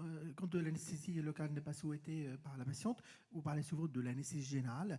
L'arachie, vous en faites beaucoup moins? Pour les conisations? Oui. Moi, j'en fais pas. C'est soit anesthésie locale, et soit anesthésie générale. Loco-régionale, pour les conisations, c'est vrai que je ne propose pas parce que quand elles veulent ne pas dormir, autant faire une anesthésie locale. Mais quand elle ne veut pas d'anesthésie locale, c'est tout de suite anesthésie générale. C'est-à-dire l'anesthésiste, est-ce qu'il rentre dans la décision ou c'est que vous qui décidez entre générale et anesthésie et une anesthésie? Si elles peuvent choisir anesthésie, parce qu'une fois qu'après elles sont dirigées en anesthésie générale, bien évidemment elles discutent avec l'anesthésiste qui peut leur proposer effectivement anesthésie loco-régionale. Mais ça c'est l'anesthésiste qui décide, c'est plus moi. Je leur dis de voir avec l'anesthésiste. Une question, Rajiv. Bonjour, merci. Rajiv Ramanan de Besançon. Ce n'est pas vraiment une question, c'est juste un petit commentaire. Dans la publication que vous avez citée de Besançon, donc au début, on le faisait en consultation. On le fait toujours en consultation dédiée, mais après 2 ans de pratique de ce type, la direction est venue me voir parce qu'on s'est rendu compte que notre pôle perdait de l'argent. À l'époque, c'était que 89 €, alors que vous voyez, c'était 900 €. Donc l'astuce qu'on a trouvée, parce qu'on sait que pour la patiente, vous avez vu, hein, les taux de satisfaction, c'était super. Donc, elles viennent en consultation, on fait la procédure, et après la procédure, en fait, ils passent juste à l'hôpital de jour pour prendre une collation, pour qu'on puisse avoir les 900 €. Sinon, on était totalement à perte et c'était très compliqué au niveau financier quand on a basculé de l'hôpital de jour en consultation dédiée. Et ça, je ne sais pas si pour ouvrir un hôpital de jour, théoriquement, il faut plusieurs intervenants, mais du coup, vous faites intervenir qui à part Ah non, l'acte technique suffit, d'après nos spécialistes des cotations. Mais il fallait absolument que la personne passe à l'hôpital de jour pour une hospitalisation. C'est un acte technique chirurgical, donc il n'y a pas besoin de plusieurs intervenants. La conisation, mais on ne pouvait pas la faire sortir tout de suite de la consultation comme on l'a fait avec la publication. En fait, il faut que tu aies une entrée-sortie administrative et ça suffit, en fait, un CRH, un CRO. Hein. Après, elle n'a même pas besoin de passer physiquement quelque part. Nous, les patientes, elles sortent du bureau de consultation, elles vont rediscuter 2 minutes avec l'infirmière qui lui prend une tension et elle s'en va. Hein. En fait, il n'y a pas de lieu dédié. En fait. L'idée, c'est qu'en effet, vous ayez un circuit administratif complet. Et ce que me disait David, c'est que pour que ce soit pris en compte, il faut qu'il y ait une surveillance qui soit notifiée avec pouls, tension, etc. Oui, je crois qu'il y a une EVA et une tension pour que ce soit pris en compte. Il y a un certain nombre de critères qui doivent être respectés après le geste pour pouvoir passer l'acte. S'il n'y a pas d'autres questions, on va passer à l'intervention de David Hamid, justement, qui va nous parler de l'hystéroscopie hors bloc. Bonjour à tous. Donc, je vais clôturer cette session pour parler de l'hystéroscopie opératoire hors bloc. Vous verrez qu'il y a un grand nombre d'éléments qui recoupent ce que vous avez déjà entendu ce matin, mais visiblement, vu l'enthousiasme des questions, c'est des éléments qui peut-être méritent encore d'être reprécisés. Alors, ça marche. Lien d'intérêt, j'ai 2 activités de consultant. Donc la chirurgie hors bloc, ce que vous trouverez en théorie dans la littérature sous le terme d'office surgery, coule, on va dire, presque de source, puisque ce sont des procédures relativement rapides, je pense le temps chirurgical, qu'à partir du moment où on maîtrise l'analgésie péropératoire par une anesthésie locale, on peut faire le geste qu'on avait l'habitude de faire sous anesthésie générale, que les suites opératoires sont simples, que de nombreux gestes, du coup, dans la chirurgie hors bloc sont envisageables, et on l'a vu déjà avec Vincent, ça n'est pas que les hystéroscopies, il y a les thermoblations endométriales, les agents de comblement, les bandelettes à l'époque où elles étaient faciles à mettre, on va dire, la conisation, chirurgie vulvaire, l'injection de Botox, les retraits de PAC, etc., etc. Finalement, il y a un grand nombre de points qui sont d'actes qui nous sont connus et qui peuvent être transférés en chirurgie au bloc. On a tous connu dans les années 2000, aux alentours de 2004-2005, le virage ambulatoire avec des agences du ministère de la Santé qui nous incitaient fortement à aller vers l'ambulatoire, avec une aide justement vers cette bascule. Et aujourd'hui, on est peut-être effectivement dans le temps où il va y avoir un virage vers la chirurgie hors bloc. J'ai repris les activités de 2021 des hystéroscopies opératoires en France. Globalement, c'est 70 000 procédures. Pas toujours évident de tout bien colliger. Avec, vous voyez, là en 2021, on notait 16 000 hystéroscopies diagnostiques, des résections de myome en dessous de 7 008 et endométrectomie 42 000, ce qui m'a paru énorme. Mais c'est vrai que pour des raisons, j'allais dire, un petit peu d'astuce ou de transgression, ou en tout cas de marcher sur les lignes, beaucoup d'endométrectomies sont cotées par les chirurgiens pour des questions purement de rémunération. On le sait, c'est malheureux, mais c'est une façon de valoriser les actes qui sont réalisés. Ces actes qui peuvent être en chirurgie hors bloc tiennent dans les différents codes CCM qu'on vous a retranscrits dans ce tableau. On en a déjà parlé avec les hystéroscopies curetage de la cavité de l'utérus, même si le curetage, on peut se poser la question de savoir s'il doit persister. Les hystéroscopies diagnostiques qui encore, et j'allais dire malheureusement, sont beaucoup réalisées au bloc opératoire. L'exérèse de polype, l'exérèse de myome, les sections de cloison, les résections de synéchie, les ablations de dispositifs intra-utérins, l'ablation de corps étrangers et les endométrectomies. Donc c'est globalement l'ensemble c'est ce panel-là qui est concerné par l'éventuelle chirurgie hors bloc. Alors le virage hors bloc pour les hystéroscopies, il se justifie d'une part parce qu'il y a une nette évolution du matériel que l'on utilise avec une miniaturisation des instruments allant de 5 à 8 mm, une évolution d'anesthésie, des techniques d'anesthésie locale. Il y a un vrai débat, une vraie réflexion sur quelle est la technique qui permettra la meilleure des analgésies pour les patientes. Les évolutions aussi des concepts de prise en charge, puisqu'on peut traiter les patientes pour une pathologie donnée sans lui imposer un parcours d'hospitalisation, ce qui est un peu dans ce concept de la chirurgie qui n'est plus un événement pour les patientes. Elles viennent, on règle le problème, elles repartent. Et effectivement, ça ouvre la porte au see and treat, même si on en a parlé déjà, il y a un certain nombre de difficultés effectivement sur le consentement, mais aussi simplement sur la sélection des patientes, puisque toutes ne seront pas forcément à même d'accepter que tout se fasse en un temps, même si on pense que c'est un mieux. Et vous voyez ouvrir maintenant un peu dans pas mal d'endroits des établissements qui proposent la gestion des saignements anormaux. C'est-à-dire toute femme qui saigne de manière anormale vient et on a tout un tunnel diagnostique qui peut ensuite déboucher sur la prise en charge thérapeutique dans le même temps.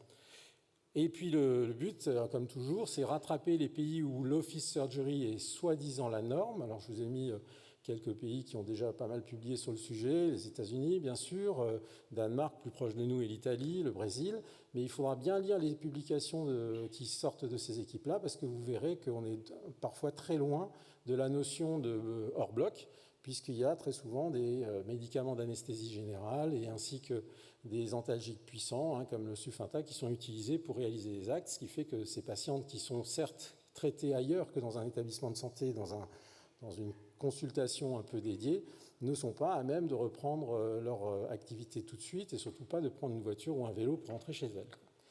Alors l'autre point qui est très important, et c'est probablement là où les instances commencent quand même à tendre l'oreille sur ce qu'on essaye de développer depuis un certain temps, c'est que le hors-bloc, on l'a déjà dit, soulage aujourd'hui les blocs généraux qui sont sous une grande tension.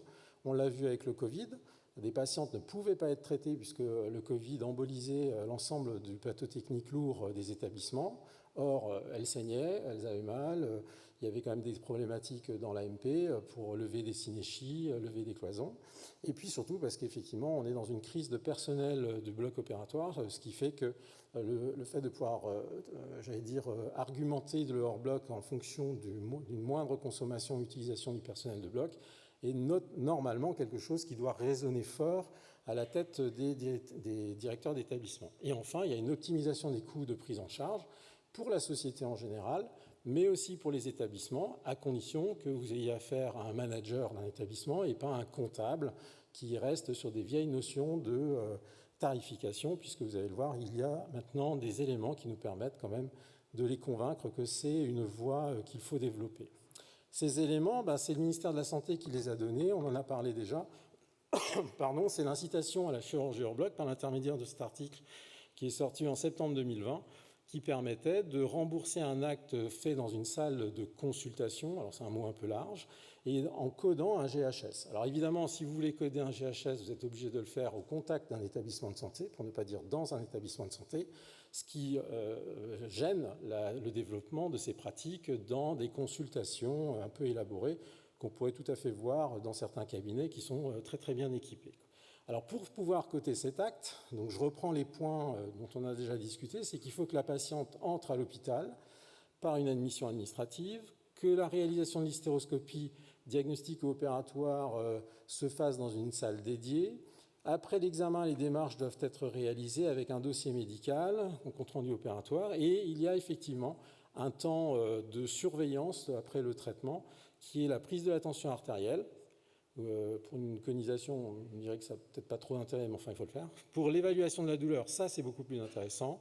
Et que la patiente ressorte avec des antalgiques et son compte-rendu d'acte et d'hospitalisation.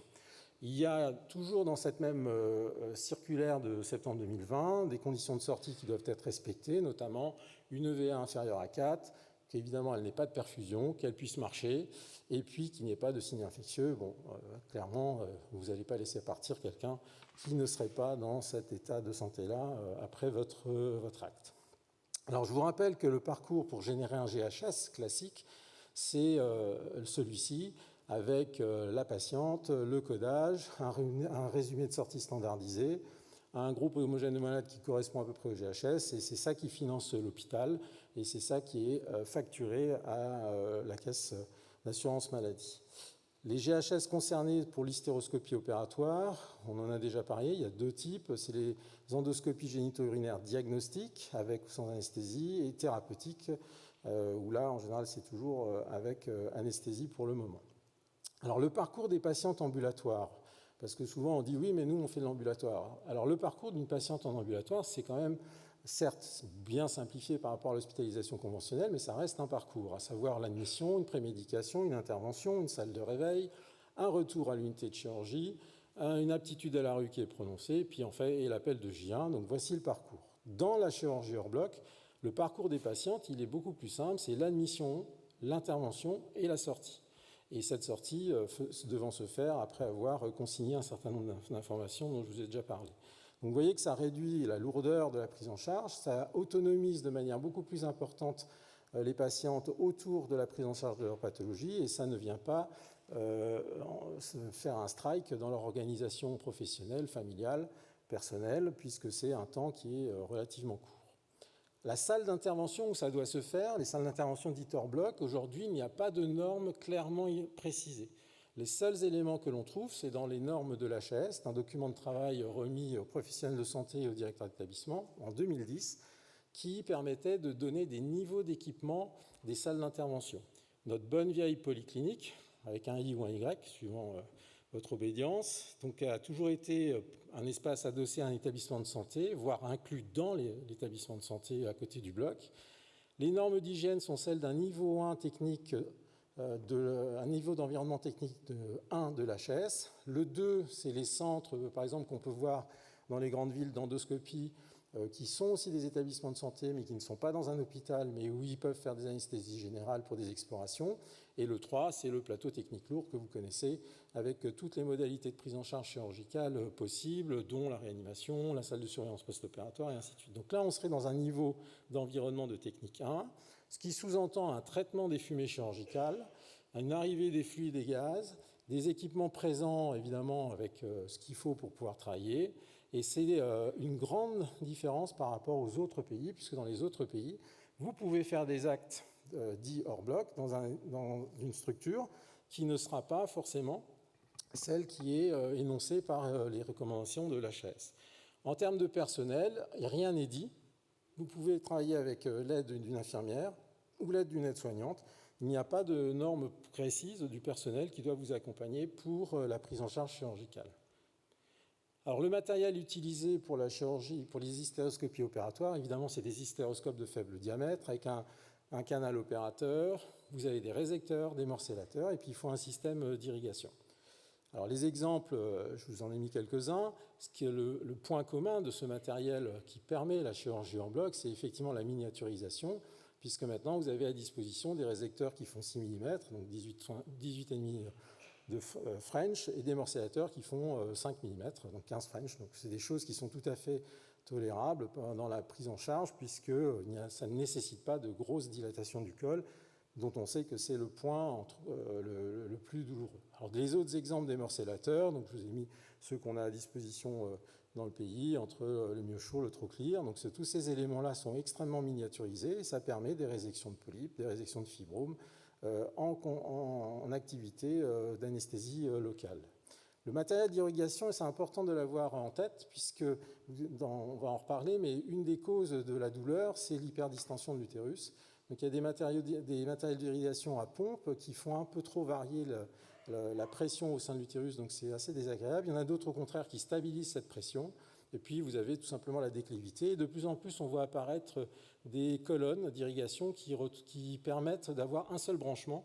Et dans l'idée de travailler avec une seule personne comme assistance, c'est quelque chose qui peut être très intéressant dans le hors-bloc parce que ça économise des mains et ça vous permet d'avoir une efficience de votre assistante.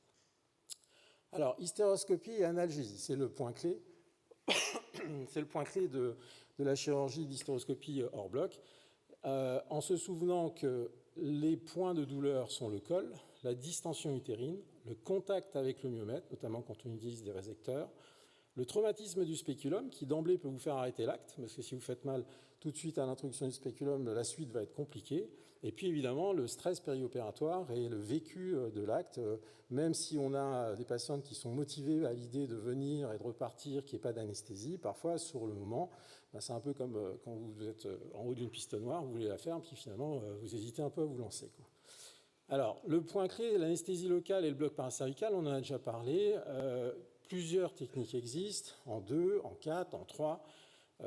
Nous, on est assez adeptes du 4, point d'injection, avec 2 concepts, et c'est encore en discussion, soit des produits d'anesthésie assez concentrés avec des faibles volumes, mais là, il faut clairement attendre le temps de diffusion avant de démarrer, soit des produits de faible concentration, mais avec un volume plus important.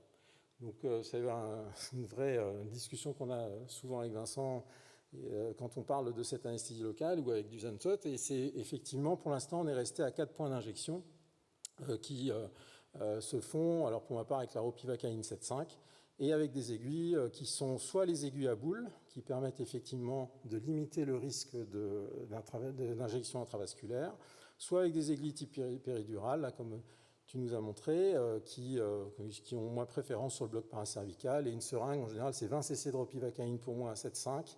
Et je fais et le bloc paracervical et le bloc fondique. Alors, un petit exemple de bloc paracervical, je commence toujours par la lèvre antérieure.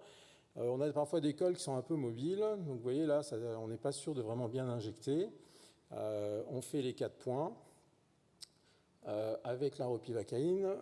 C'est des injections qui, au départ, sont parfois un peu superficielles.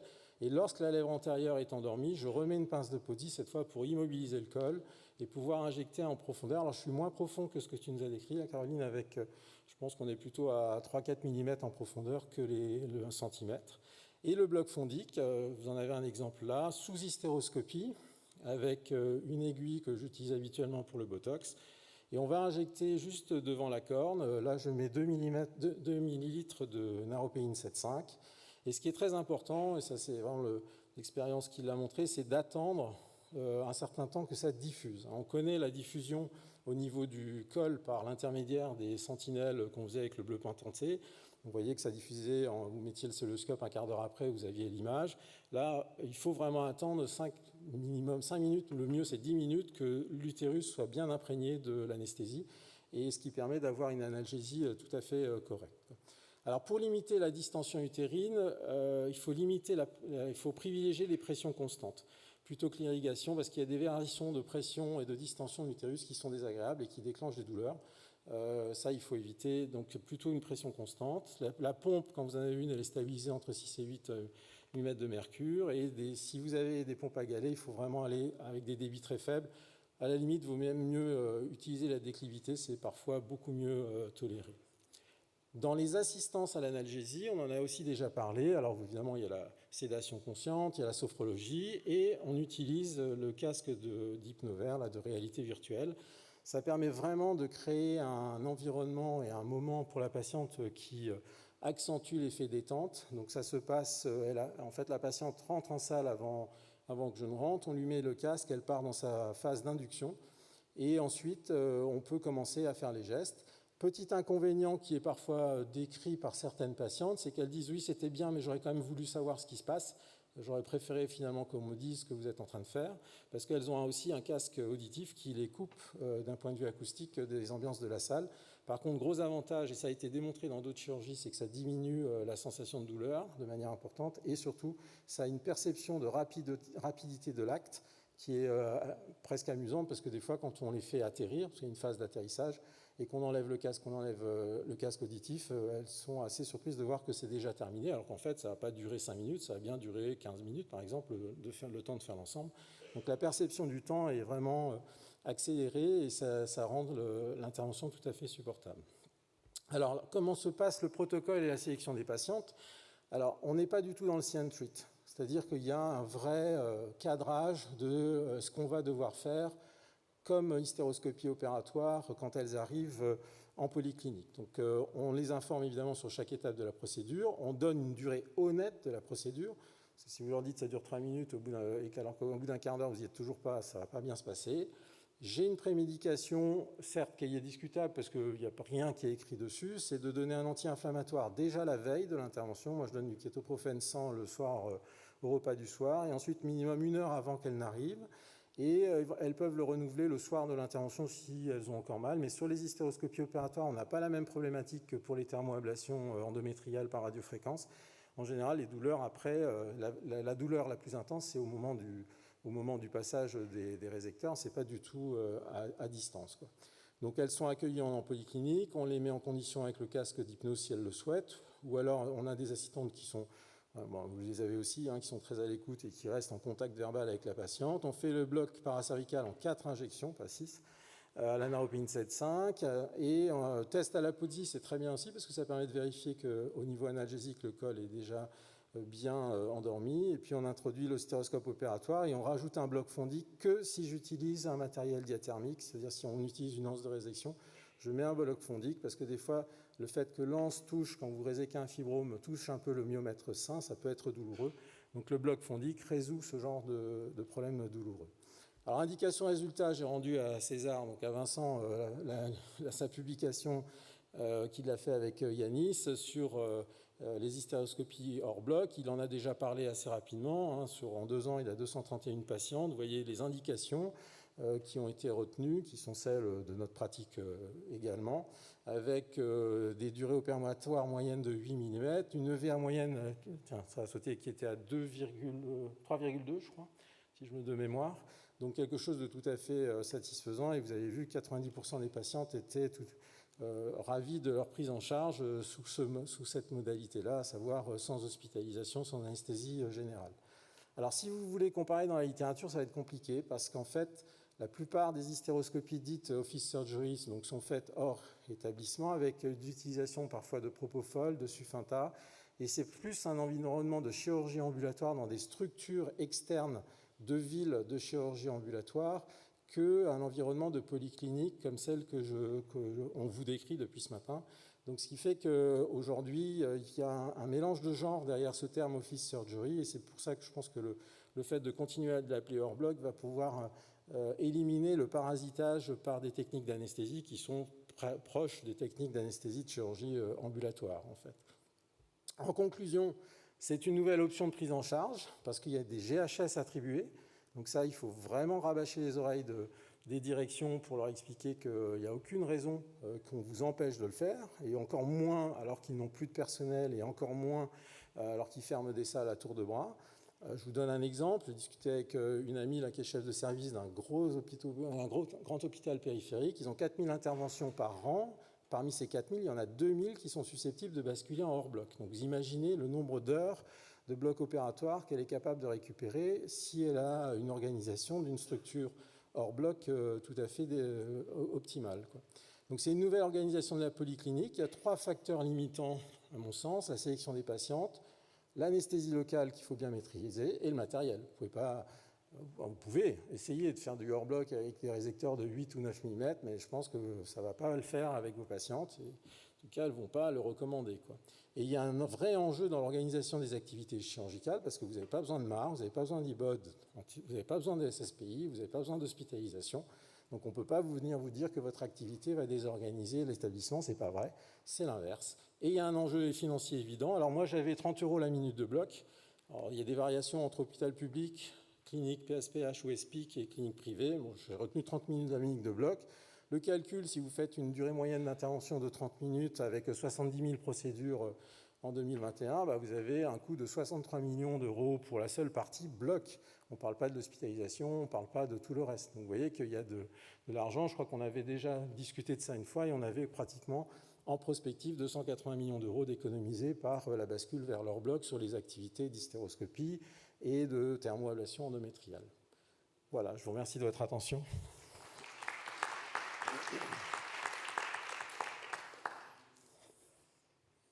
Y a-t-il des questions?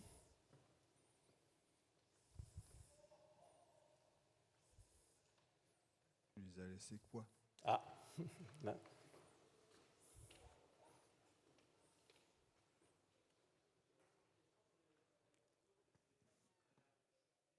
Attends, j'entends pas.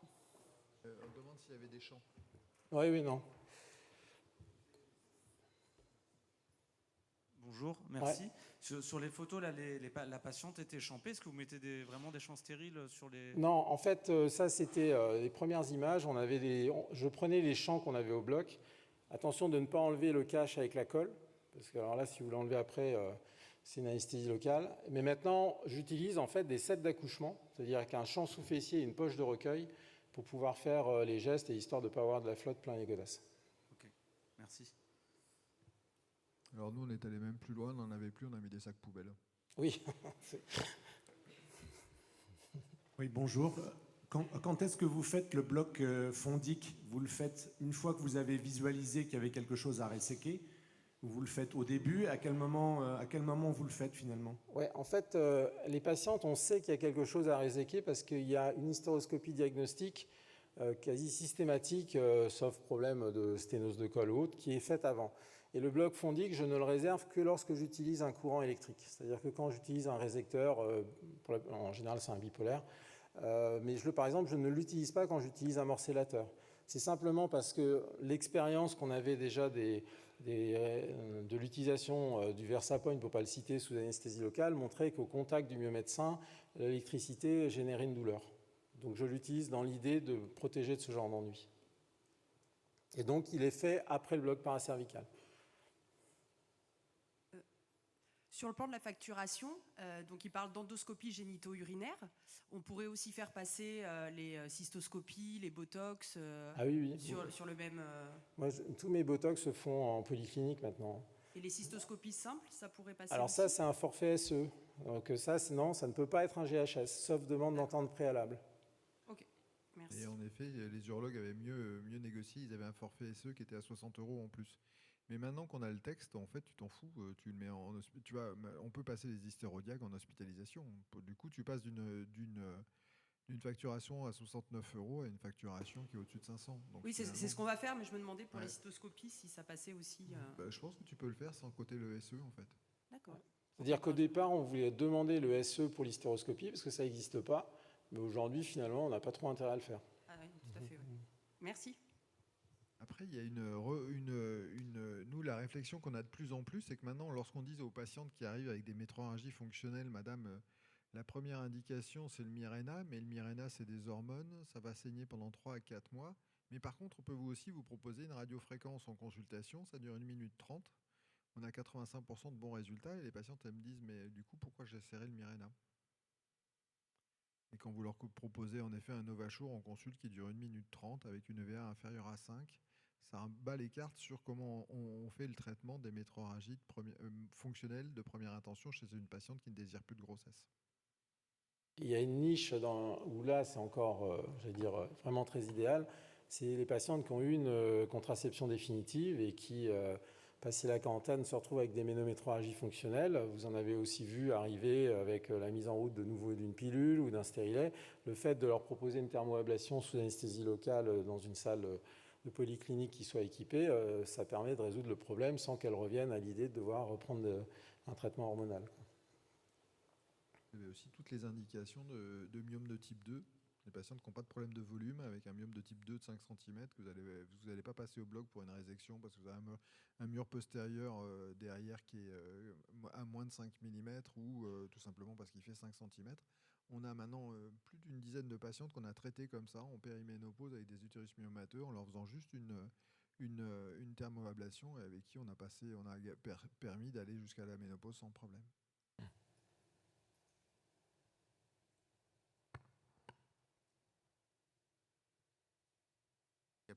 Oui, il y a encore une question.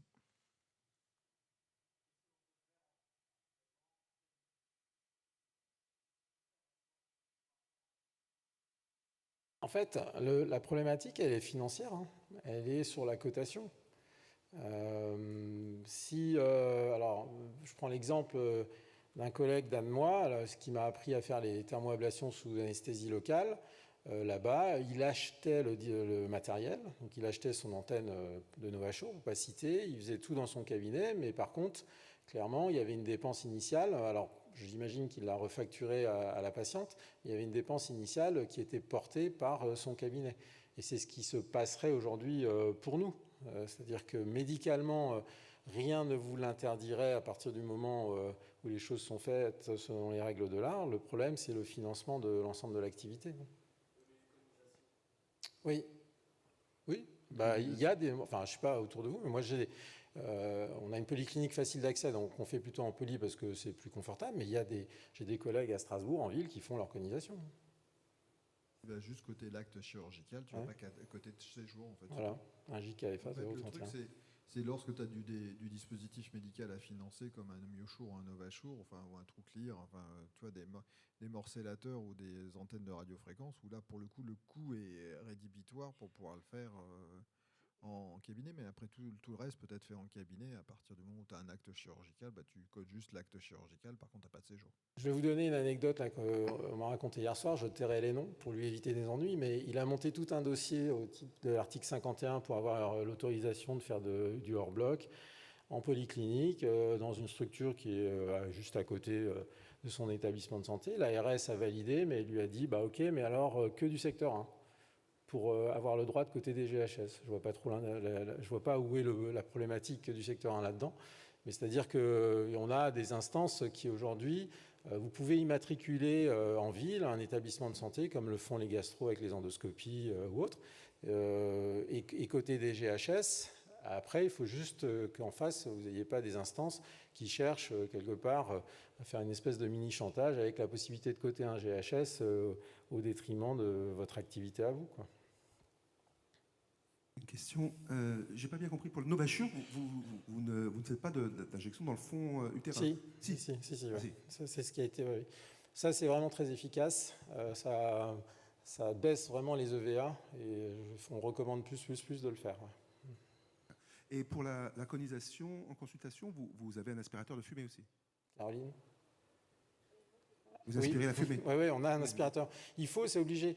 En fait, les polycliniques doivent avoir un traitement des fumées chirurgicales. Alors, c'est pas forcément la grosse ventilation, mais un aspirateur suffit. Mais il faut. Merci.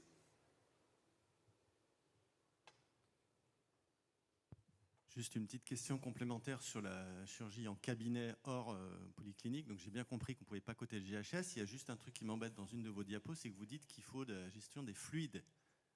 Oui, Qui, alors, dans son cabinet de ville, a des fluides médicaux? et c'est pour ça que je dis que dans l'équipement technique, si vous voulez le faire en cabinet, pour le moment, dans les niveaux 1, le seul texte qu'on ait où l'HAS donne des recommandations, c'est pas des obligations fortes, c'est de 2010 où il dit environnement de niveau 1, il faut ça. Voilà, donc si vous voulez, donc alors après, il y a les fluides. Donc le fluide, ça peut être une bouteille d'oxygène. Hein. C'est pas obligé d'avoir un fluide mural et ainsi de suite. Quoi. Mais oui, pour l'instant c'est ça. Mais d'un autre côté, si vous vous lancez dans ce genre de choses dans votre cabinet et que vous accueillez beaucoup de gens, vous aurez forcément un de ces quatre, un malaise vagal, vous aurez forcément, vous voyez, donc c'est comme dans les cabinets de consultation de groupe, beaucoup réfléchissent aussi à mettre en place un DAE parce qu'ils se disent on ne sait jamais. Donc j'imagine qu'avoir une bouteille d'oxygène et de pouvoir mettre un peu d'oxygène au masque à quelqu'un qui vient de faire un sérieux malaise vagal, c'est quelque chose qu'il faut anticiper. Ouais. Ah, il y a une question là.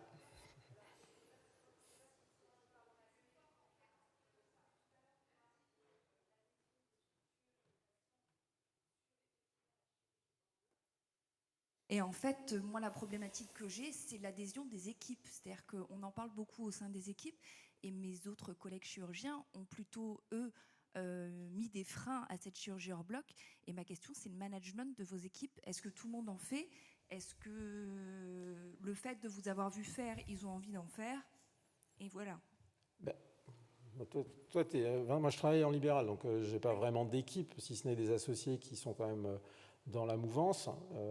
Vincent, toi, tu as plus une équipe. Alors nous c'est une politique d'équipe, c'est-à-dire qu'aujourd'hui, quand on fait le SLAF chirurgical, il faut que tu justifies pourquoi tu passes une conisation ou une hystéroscopie opératoire au bloc. Quoi. J'en suis encore à devoir justifier en staff chirurgical des hystéroscopies diagnostiques. On essaye de sortir du bloc opératoire, mais on a encore beaucoup de collègues récalcitrants. Je vais dire ce qui fait hurler tout le monde, mais ce que je dis à tout congrès, si tu fais des hystérodiag au bloc, il faut aller faire du diagnostic anténatal. Tu n'as plus ta place en chirurgie. Quoi, tout. Non, en fait, là, un des alliés potentiels, c'est votre directeur de pôle ou chef de pôle, hein, parce que la quantité que ça consomme en termes d'heures de bloc et l'argent perdu pour l'établissement si c'était en dehors, elle est flagrante. Quoi. Merci. J'espère que tu n'as pas vexé ceux qui font le diagnostic anténatal, en tout cas Vincent. S'il n'y a plus de questions, on va clôturer cette session qui était très intéressante sur la chirurgie hors bloc qui est amenée à se développer. Prochaine session à 14h et je voudrais vous rappeler juste le congrès de la SCGP du 20 au 22 septembre 2023 à Strasbourg, à l'IRCAD. Voilà. Bon appétit.